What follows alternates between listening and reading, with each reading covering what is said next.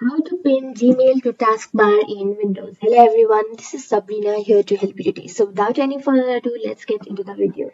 So first, what you have to do is you have to install Gmail application. Simply search for Gmail download and then from the Chrome Web Store, simply install it into your device.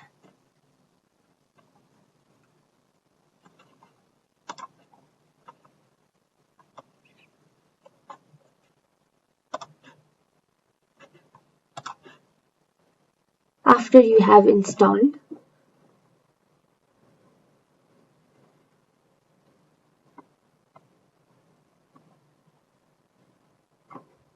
what you have to do is it will appear over here in any of this section.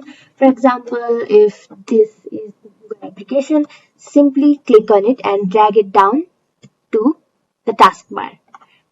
And just like this, you have pinned any application, whether it be Google or your Gmail, into taskbar.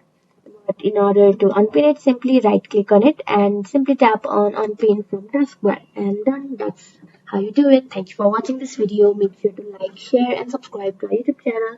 If you got any questions, comment them down and I'll catch you in the next one.